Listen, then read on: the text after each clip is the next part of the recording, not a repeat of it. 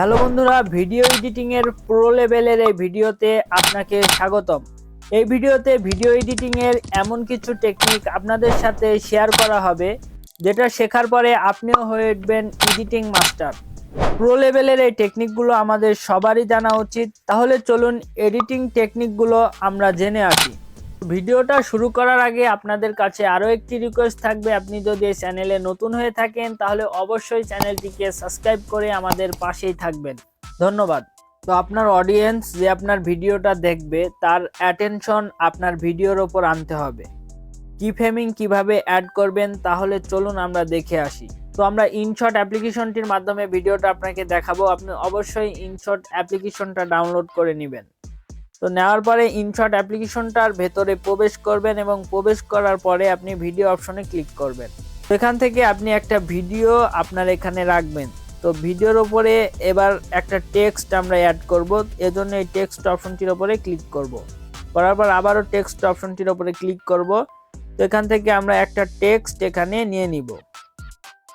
তো টেক্সটটা নেওয়ার পরে এবার আমরা এই টেক্সটটাই আপনার অডিয়েন্সকে আপনার ভিডিওর দিকে অ্যাটেনশন করার জন্য এই টেক্সটটা আমরা উপর থেকে নিচে, নিচে থেকে উপরে, ডানে থেকে বামে এবং বামে থেকে ডানে নিয়ে আপনাকে দেখাবো। তো এই টেক্সটটা নেওয়ার পরে আপনি কিভাবে কি ফ্রেমিংটা অ্যাড করবেন সেটা আপনাকে দেখানো হবে। তো এবার আমরা টেক্সটটা নিয়েছি এবং নেওয়ার পরে আমরা যে ভিডিওটা রয়েছে এই ভিডিও বরাবর আমরা এই টেক্সটটা অ্যাড করে নিব। তো বাকিটুকু আমরা এখানে কেটে দিব। তো আমরা এই টেক্সটটার সমান এই ভিডিওটা নিয়েছি। তো আপনি যেটুকুই টেক্সটটা দেখাতে চান সেই পর্যন্ত এই টেক্সটটা আপনি নেবেন। তো নেওয়ার পরে এবার আমরা কি করব, এবার এখানে ক্লিক করব টেক্সটের ওপরে।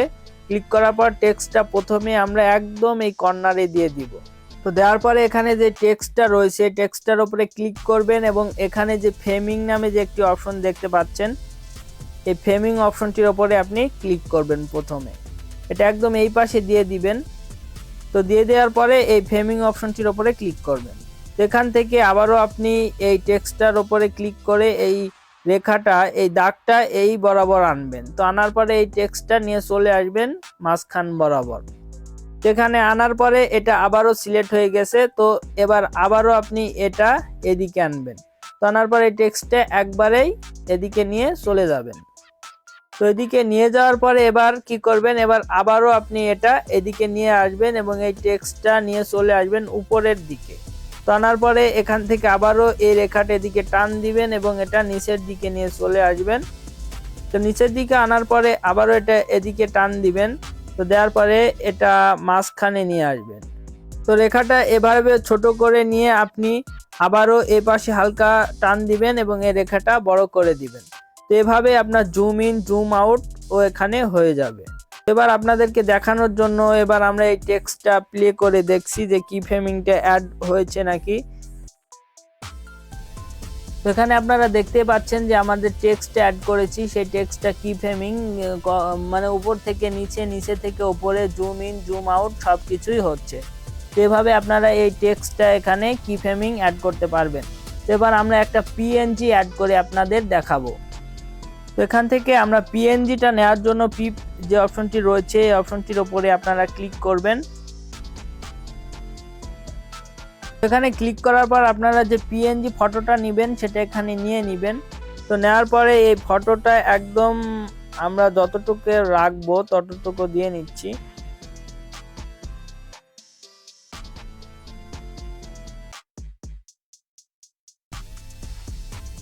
তো পিএনজি ফটোটা দেওয়ার পরে এই পিএনজি ফটোটার উপরে ক্লিক করে দিবেন। তো দেওয়ার পরে এখান থেকে আপনি এটা একেবারে বাইরে নিয়ে চলে যাবেন।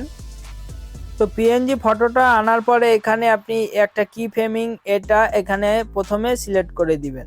তো এটা দেওয়ার পরে এবার আপনি এই রেখাটা এই দিকে টেনে আনবেন, দাগটা আনার পরে এই পিএনজি ফটোটা এদিকে টান দিয়ে আনবেন।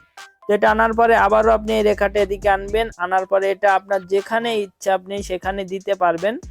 তো দেওয়ার পরে আবারও আপনি এটা এ পাশে আনবেন রেখাটা, আনার পরে এটা মাঝখানে আনবেন। তো আনার পরে এভাবে আপনি জুম ইন করে পরে আবার আপনি জুম আউট করতে পারবেন, আপনার ইচ্ছা মতো আপনি এখানে করে নিতে পারবেন। তো এবার আমরা আপনাকে রেজাল্টটা দেখাচ্ছি। তো এবার আপনি দেখুন যে যেভাবে আমরা এটা অ্যাড করেছিলাম সেভাবে এটা কাজ করছে। তো এখান থেকে আপনি পিপ অপশনটির উপরে ক্লিক করবেন এবং আপনার গ্রিন স্ক্রিনটা এখানে নিয়ে নেবেন।